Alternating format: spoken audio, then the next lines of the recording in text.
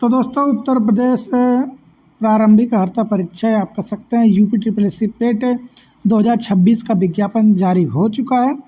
यह मैंने आपको पहले पिछले वीडियो में बता दिया है। अब हम बात करेंगे पूरी डिटेल की। विज्ञापन प्रकाशन तिथि जस्ट अभी कुछ ही देर पहले 1 अगस्त 2026 है।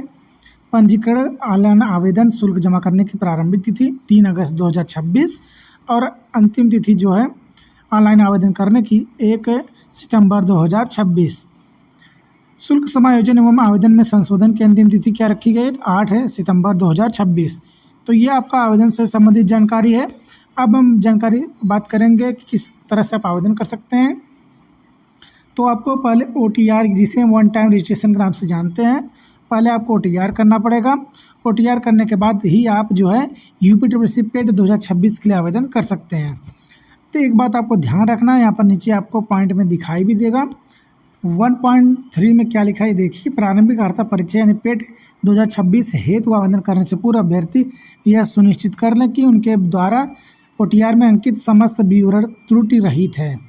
यदि अभ्यर्थी OTR में संशोधन करना चाहते हैं तो उन्हें प्रारंभिक अर्हता परीक्षा 2026 के पंजीकरण से पूर्व OTR में अनिवार्यतः संशोधन करना होगा।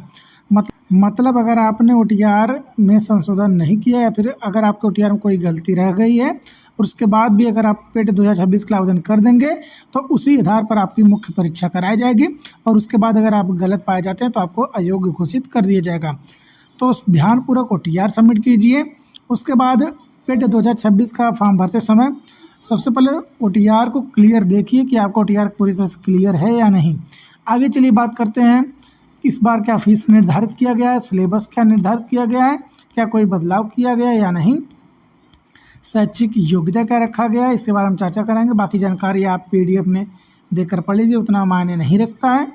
बात आपको ध्यान रखना है, पहले आपको प्रमाणीकरण मतलब OTR करना है, फिर पंजीकरण करना, आवेदन करना है, फिर शुल्क का भुगतान करना, फिर आप प्रिंट आउट सबमिट करके प्रिंट आउट ले लेना है।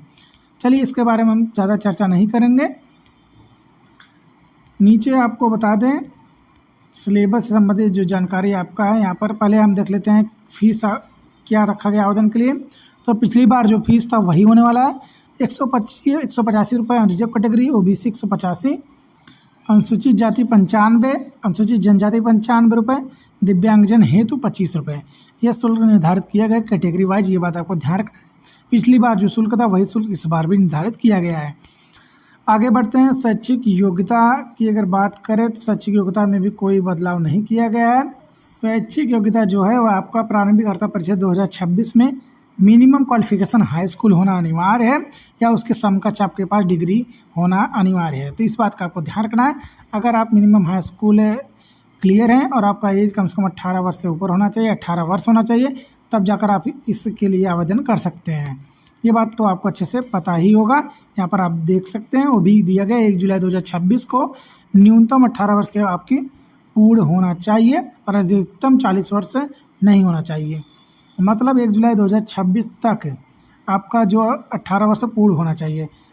1 अगस्त आपको नहीं ध्यान रखना, आपको ध्यान रखना 1 जुलाई जो कि अब 1 महीना लगभग हो चुका है, 1 जुलाई तक आपका 18 वर्ष पूर्ण होना चाहिए। नीचे अगर सिलेबस की बात करें तो कोई भी बदलाव नहीं किया गया है। पुराना सिलेबस अगर आपके पास होगा तो वही सिलेबस होने वाला है। सिलेबस को आप अच्छे से देख लीजिए PDF डाउनलोड करके। इतना तो आपको पता है, प्रश्नों की संख्या 100 रहने वाली है।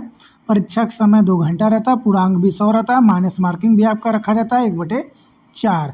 मतलब अगर 4 प्रश्न गलत करते हैं तो एक सही प्रश्न का आपका अंक काट लिया जाएगा। इस बात का आपको ध्यान रखना है।